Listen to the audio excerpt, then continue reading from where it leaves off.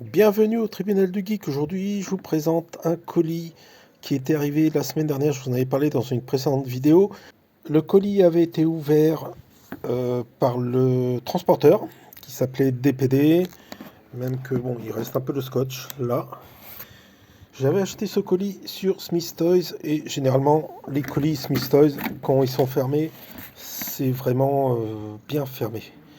Et celui-ci était complètement défoncé. Donc, je vous présente aujourd'hui ce qu'il y avait à l'intérieur. Il y avait plusieurs figurines Motu. Je vais prendre le temps aujourd'hui pour vous présenter tout ça. Donc il y avait Spicor. Je vous en avais parlé parce qu'il est complètement déchiré. Et il y avait aussi une pliure sur le côté. Mais bon, je suis très content de l'avoir, hein, il n'y a pas de problème. Moi, Motu, c'est une série de mon enfance. Malheureusement, je n'avais pas la chance d'avoir ces jouets parce que mes parents ne pouvaient pas se permettre de me les payer. Mais j'avais un ami, enfin un ami, on va dire un ami, qui les avait tous et je bavais devant, hein, littéralement.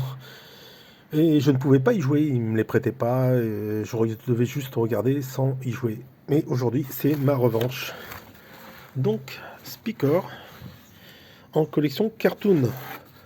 Cartoon, ça veut dire que le personnage est totalement ressemblant au personnage du dessin animé, parce qu'ils avaient sorti des personnages dans les années 90 qui étaient une interprétation moins fidèle, on va dire, du dessin animé. Mais là, la collection Cartoon, c'est ça. Le personnage ressemble quasiment au personnage du dessin animé. Donc très content de l'avoir quand même, même s'il est abîmé, bah tant pis pour moi. Ensuite, Ramman. Alors c'est un personnage plutôt de She-Ra, vous voyez, en plus, c'est les 40 ans de She-Ra. Donc un petit logo sympa. Et ce personnage-là, normalement, n'était pas pareil à l'époque. Donc c'est un personnage cartoon, donc c'est plutôt ressemblant par rapport au dessin animé. Mais les anciens jouets n'étaient pas pareils. Il était différent. Toujours avec une illustration derrière.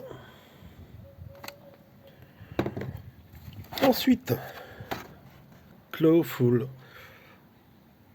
Regardez. Toujours dans la collection cartoon. Donc très ressemblant au dessin animé. Donc il fait partie des 4 personnages disponibles dans cette collection-là. Il me manque toujours Evelyn et Webstore. Il faut que je les trouve. Je vous montre son illustration.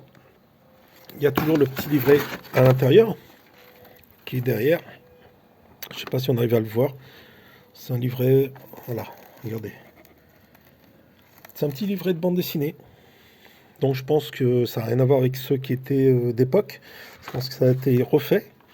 Dites-moi en commentaire ce que vous en pensez. Peut-être que je me trompe, hein. Je ne les ai pas ouverts, donc je ne peux pas vous dire. Ensuite, toujours dans la collection des 40 ans de She-Ra, Montana. C'est un personnage de la Horde. La Horde, vous reconnaissez, avec la chauve-souris. Avec 4 pattes. 4 pieds, pardon. Toujours dans la collection Cartoon. Avec son dessin derrière. Génial. Vous voyez Hordak tout en haut sur son trône. Celui-ci me manque là, faut que je le trouve. Donc là, le trio, je l'ai parce que je vais vous présenter le dernier personnage qui est à l'intérieur du colis. Et le dernier personnage qui est dans le colis, c'est She-Ra. Toujours les 40 ans. Génial. Belle version, c'est la version cartoon. J'ai aussi l'autre version. La version normale. Ce qui différencie, c'est que bon, la tête n'est pas la même, ça c'est sûr. Et la cape, là, est en plastique. Alors que dans l'autre version, elle est en tissu. Ah, je vous ferai une vidéo des deux personnages parce que ça ressemble pas du tout l'une à l'autre. Ça n'a rien à voir. Mais là, franchement, très très très sympa.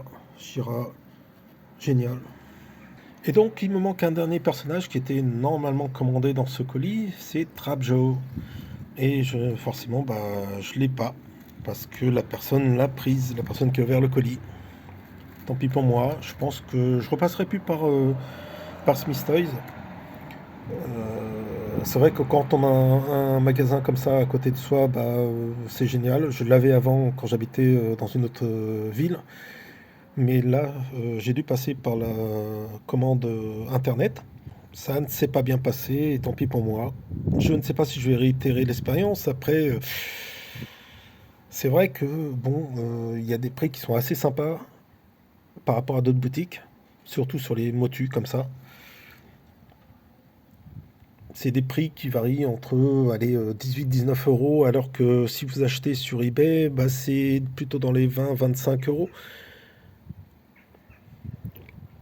Mais bon, franchement, le colis est assez sympa.